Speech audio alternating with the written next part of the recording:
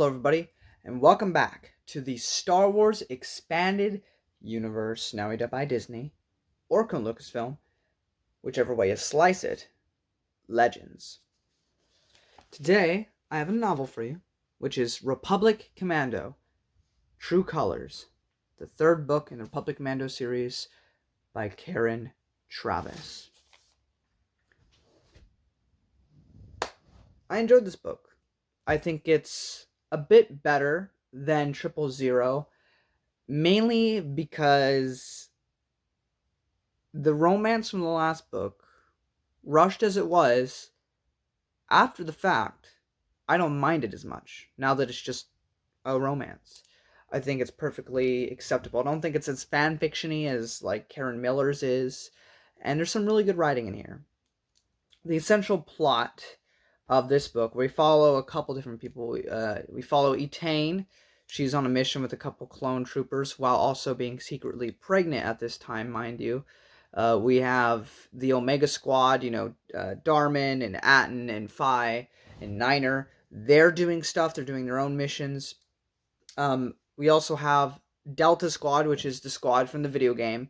And they are looking for Kosai, who is the Commonian scientist who left her home because she's a rogue kind of scientist and she wants to continue her experiments and stuff.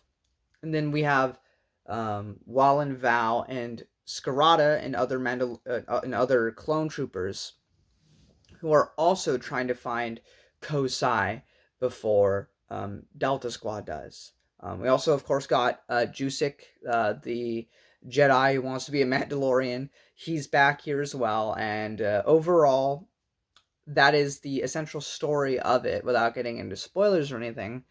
I definitely think this book was a bit long, a bit unnecessarily long in some aspects, but it was by no means boring all the way through. It just felt like some stuff could have been cut down. I think more than the last book, the plot actually matters, because we have this scenario where, the clones, they only live for so long. They're not bred to live forever. They're not bred to live a normal lifespan. So what do you do when you know that your time is limited? And even for a normal person, I feel like that's a big thing. And of course, Cal Scarada, being the father to all the clone troopers, or at least the ones that he helped train, he wants freedom for all these clones, for his sons. And so that's weighing heavily upon his heart. There's also an interesting side story. It is relevant to the grand story, but it's more of a side story to the main plot, which is with this accountant lady named Bethany, who is also in a romantic relationship with one of the clones. I think that's going to make it or break it for you. A lot of these books involve romantic relationships. I don't think they're a huge aspect to these books, but they are a part of it. Now, for me, seeing as how the vast majority of media that involves clones, they're not in a relationship, we have a couple examples. We have the Cestus Deception novel, where a clone did fall in love, but he died at the end of the book. Spoilers for that book. But that is a case where it was more of a fling than an actual relationship, because there was no time for it to really develop into a true relationship because he died.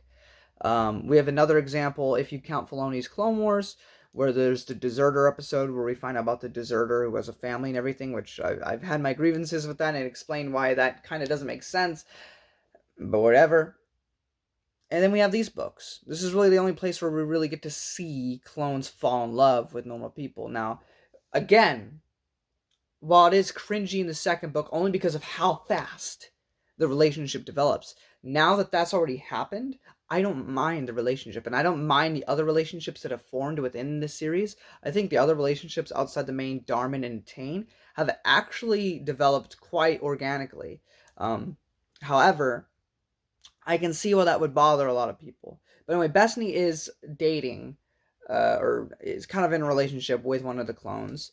But her whole side plot is about her looking into the economics of the war, the economics of the clones, almost piecing together what's going on with Palpatine and that whole grand scheme without actually successfully doing that.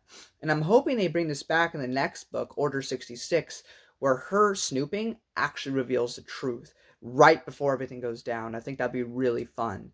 But she does get pretty close to some things in here, and I think it's really cool as somebody who's a normal person in the grand scheme of things, to just at the economics behind it, just the money stuff alone. She's not going to get to the point where she goes, "Oh, Palpatine is a Sith," but you can look at this stuff and be like, "This is weird. This is weird. How come people don't know about this and this and this? What's going on here?" And like this grand Illuminati conspiracy is growing, as she's digging up into this stuff. And I found that to be a lot of fun. I actually found her parts to be some of the best parts of this book. Um, but yeah, the interactions between Cal and all of his sons is absolutely phenomenal. The stuff we get with Waylon Val too, who is a bit more antagonistic in the previous book, he's a bit more of an ally in this book, which is really cool to see. Val is kind of like the hard Mandalorian as compared to Scarada's like loving embrace. Val kind of had like this cold distance to him, and that kind of changes in this book, which was nice to see. Even though he still kind of keeps the philosophy that he didn't do anything wrong by his clones by training them harshly. But you can see that he cares about them, all the same. I think a lot of people too can get annoyed with the whole Mandalorians are so great thing, and I can tell that Travis has a hard on for the Mandalorians. However, outside of Travis, if we're just looking at the story itself, I think it works. Again, with Jusik, the Jedi that wants to be a Mandalorian, within context and within the story itself, I mean, most Jedi don't get to have parents, and they're more coworkers than family, except for this few that do have like that deep connection. So I can totally imagine somebody who was never raised by a father or mother to find a father figure within Scarada and kind of gravitate toward that. I mean, if every Jedi did that, I would be a little I wouldn't be a little annoyed. I'd be very peeved at Karen Travis for trying to, and she obviously has her biases about the Jedi and everything. But it's just refreshing to actually read a story where the Jedi aren't these perfect little goody tissues all the time. I mean, even the character that's supposed to be like, oh, the bad guy, like General Zay, the Jedi Zay, he's still a good guy, and you can tell that he's a good Jedi and that he's trying to do the right thing. He just can't like leave the order like other people might want to. Um, but I definitely think she writes all these characters as far more nuanced than just like, oh, Mandalorian's good, Jedi bad. I think she makes it far more nuanced than that, in my opinion. I hear the next book is full of like love interest stuff till Order 66 actually happens. I guess we'll see when we get to it, but people have also said that about the previous books, and that only tends to be like 30% of the material. Like the rest of it is just good storytelling. So I'm not exactly sure what people are on about with that. Like it seems like people really focus on like smaller portions of this book, and I don't know, it's like having a whole cake and one piece is like smothered and wasn't cut properly, and you're like, oh man, the whole cake is ruined. No, it's just one gross looking piece of cake because the frosting got all messed up or whatever. It's all on the sides now instead of on top looking pretty or whatever. So for me, it's not a big deal. For some of you, it might be. Overall, though, I thought this was an absolutely engaging story. It did drag on at parts, I will admit. It went on for a bit too long. I think you could have trimmed like maybe 50 pages from this. Kept it at 400 something pages. Could have been pretty good. I think it's taken down a peg just because of how long it feels at times. But overall, I enjoyed my time with it, and I think you will too. Up next, we have more Filoni Clone Wars. But until then, I'm going to get into spoilers now. If you don't want spoilers, now's the time to go. If you don't care about spoilers, come join me. The book kind of begins with Val's bank robbery, and I found this really interesting and fun. Val's with Delta Squad, they're doing this. But Val's actually just trying to get money for the clones to give to Scarada to help with his like great like kind of like think like Moses is like letting the Jews out of Egypt. Like that's what it feels like. They're trying to do this mass exodus that they're not going to do by this book, but they're like trying to get as many clones out as possible. Also, the relationship between Val and Scarada kind of like really grow in this book, and it's really good to see. Also, Pelian is not really in this book, but we do have mentions of him, and we do have like a quote from him, and like because every chapter is like a quote from something.